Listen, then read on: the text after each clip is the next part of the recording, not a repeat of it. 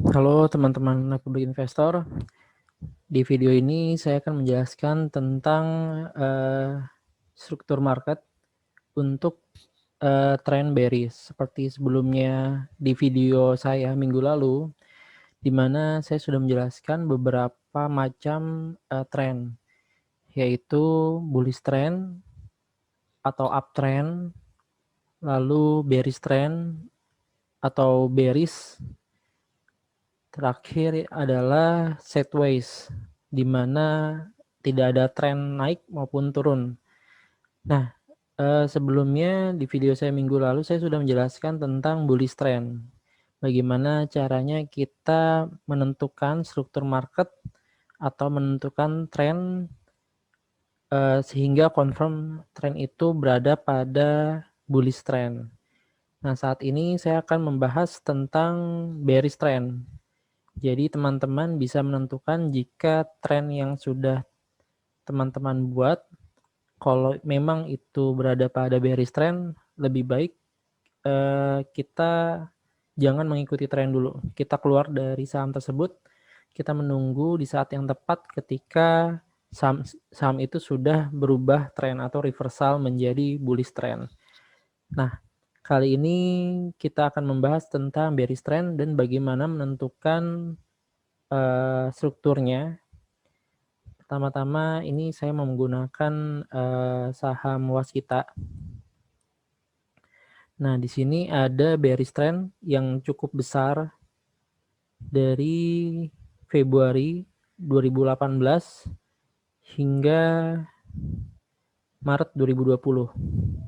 Nah, bayangkan jika teman-teman dalam kondisi sudah mempunyai saham Waskita di bulan-bulan atau di tahun 2018 dan 2019, dan teman-teman tetap kekeh untuk berada pada tren tersebut, padahal teman-teman tahu bahwa ini trennya udah nggak sehat, ini sahamnya turun terus dan trennya berada pada bearish trend, tapi teman-teman kekeh untuk hold, maka jika teman-teman masih hold, floating loss-nya akan sangat besar. Jadi penting untuk kita tahu bahwa jika tren ini masih downtrend, sebisa mungkin kita jangan berada di dalam saham tersebut. Oke, ini saya hapus dulu ya. Jadi biar lebih mempermudah kita dalam melihat tren.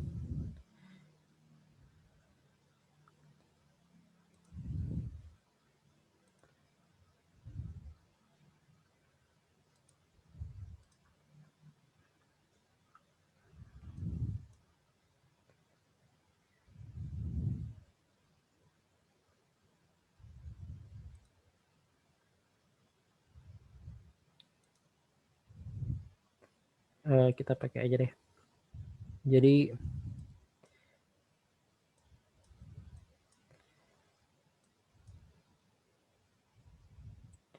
ini kita pakai time frame weekly aja biar trennya lebih jelas terlihat. Kalau daily itu kan kelihatannya banyak riak-riaknya ya, banyak volatilitasnya yang cukup membingungkan kalau kita bahas. Oke, kita pakai chart weekly. Sama seperti kita menganalisis struktur trend bullish, yang pertama-tama harus kita buat adalah kita harus menggambar strukturnya dulu. Seperti ini. Dari puncak tertinggi sampai ke lembah terendah. Sorry, ini saya hapus dulu. Ini kita gambar. Kita hubungkan titik-titik tertinggi dan titik terendahnya.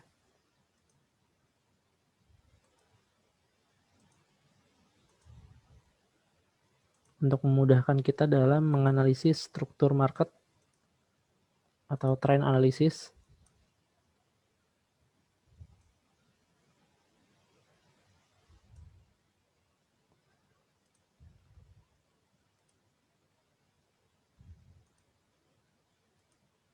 Oke, udah kelihatan ya. Lalu kita buat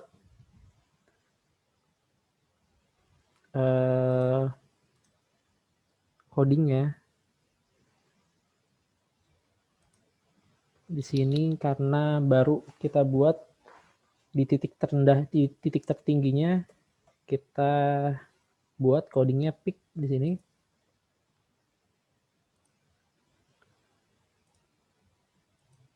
Di sini trough.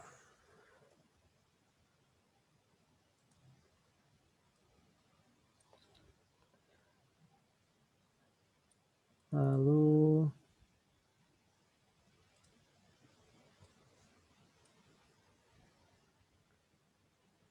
di sini lower peak.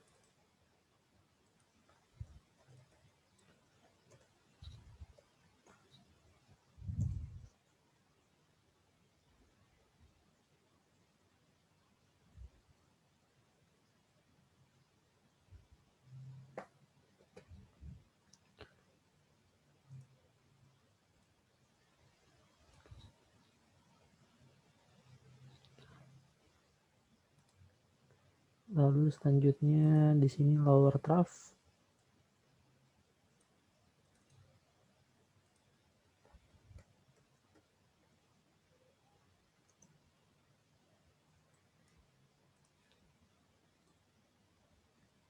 Nah,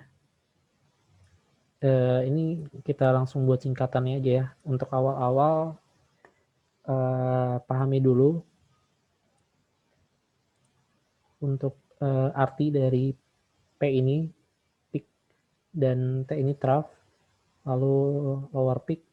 Selanjutnya saya singkat aja. Di sini LP atau lower peak. Di sini lower trough atau LT.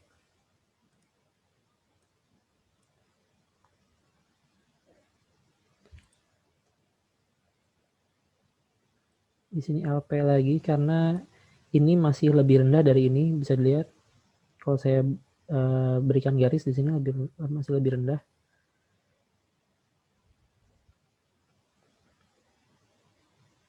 Lalu karena ini titik yang saya tunjuk ini lebih tinggi daripada titik sebelumnya, di sini kita tulis higher trough atau HT. Lalu di sini higher peak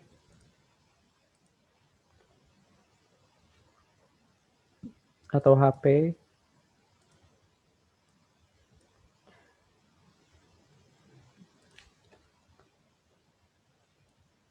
Lalu di sini trough-nya terganggu lagi. Titik ini dijebol. Harga kembali turun lebih dalam daripada lower sebelumnya. Kita tulis LT.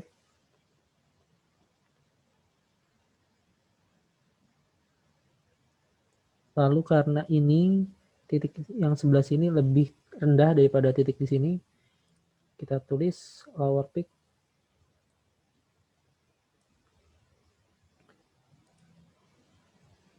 Di sini lower trough. Di sini lower peak.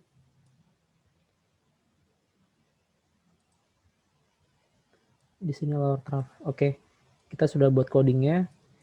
Di sini teman-teman sudah bisa lihat bahwa sebenarnya was kita ini masih berada pada bearish trend, bearish squat. Ini saya pakai chart weekly. Coba kita ganti ke daily-nya. Untuk daily-nya akan sangat volatil. Nah, ini gambarannya seperti ini. Kalau untuk daily-nya. Ini untuk daily-nya teman-teman bisa lihat. Jadi bearish trend itu terjadi ketika trough-nya ini mengalami penurunan berulang kali. Jadi bisa dilihat bahwa di sini sudah membentuk trough, lalu dibentuk lagi trough baru yang lebih rendah. daripada trough sebelumnya, lalu harga kembali membentuk lower trough yang lebih rendah daripada trough sebelumnya. Jadi kalau bisa dilihat ada garis seperti ini, atau jika kita buat trendline-nya seperti ini, di mana trough-trough ini membentuk sebuah garis lurus,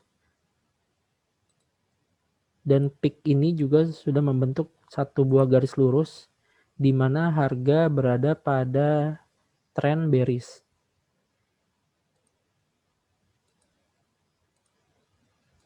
Nah, di sini kita lihat ada perubahan tren ya dari bearish. Di sini kembali ke sideways, dari bearish menuju sideways. Kenapa saya bilang sideways? Karena ada perubahan coding di sini. Dari lower trough dia tidak membentuk trough baru, yang harusnya kalau chart ini masih melanjutkan tren bearishnya, harusnya dia setelah berada di lower peak, dia membentuk peak baru seperti ini harusnya. Di sini dia membentuk lower trough baru. Harusnya codingnya seperti ini, lower trough. Tapi di sini ada perubahan coding di mana setelah membentuk lower trough berubah menjadi higher trough, yang mana harga berada pada reversal momentum atau reversal movement, di mana tidak terbentuk lower trough yang baru, melainkan menjadi higher trough. Walaupun peaknya masih berada pada lower peak. Di sini bisa lihat peak, lower peak, lower peak, lower peak. Di sini ada lower peak lagi. Di sini higher trough. Lalu setelah higher trough tidak ada terjadi lower peak, melainkan higher peak. Jadi bisa dibilang ini sideways trennya.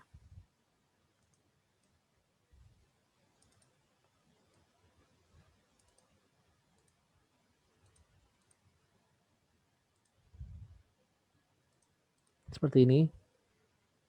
Setelah membentuk higher peak,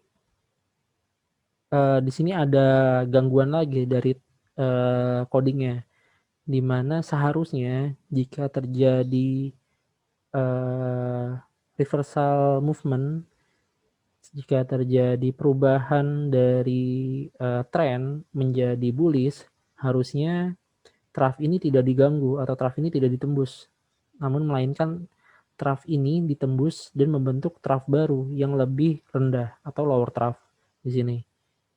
Jadi di sini udah ada gangguan, yang mana ketika terjadi lower trough, trough yang ini ditembus lebih rendah, kemungkinan besar tren akan melanjutkan ke arah bearish trend. Bisa dilihat setelah membentuk lower trough, harga kemudian naik, namun tidak lebih tinggi dari peak sebelumnya atau membentuk lower peak, dan benar saja bahwa harga kembali turun lebih dalam dan membentuk lower trough di sini.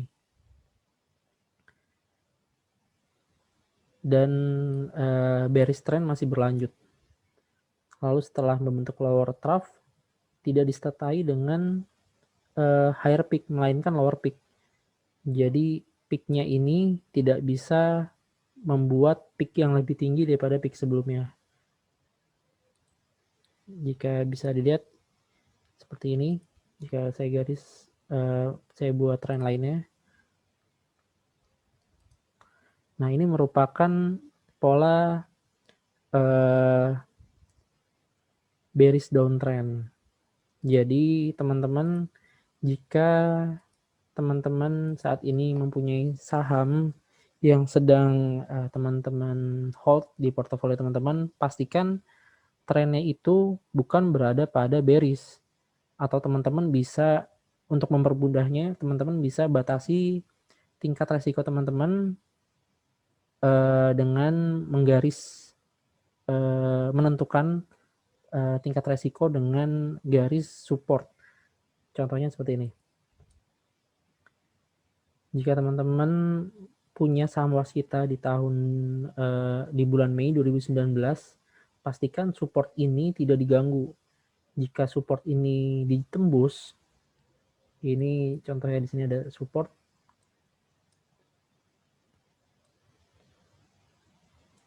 support di harga 1785 di sini. Pastikan ini tidak ditembus. Jika ini ditembus, ini ada ditembus ya 1785 sampai lowernya itu di harga 1650, teman-teman sudah harus waspada. Namun jika seperti ini kejadiannya, dikasih kesempatan untuk naik, lebih baik teman-teman take profit atau jual dulu. Karena jika support yang berikutnya ditembus atau di sini lower trough di sini ditembus, ini membuat support baru ya di sini ya.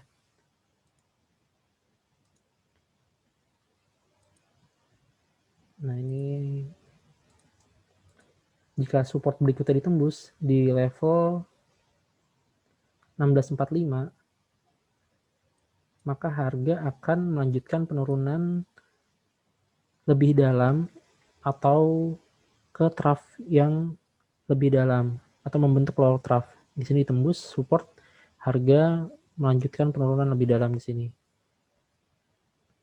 Sebenarnya dalam setiap penurunan itu ada proses recovery atau ada proses secondary movement, di mana ketika terjadi downtrend seperti ini kan ada downtrend teman-teman ya. Ini saya hapus dulu.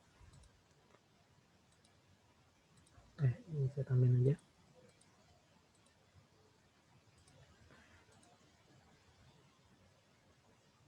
Ini saya tandai dengan garis merah ya di sini. Ini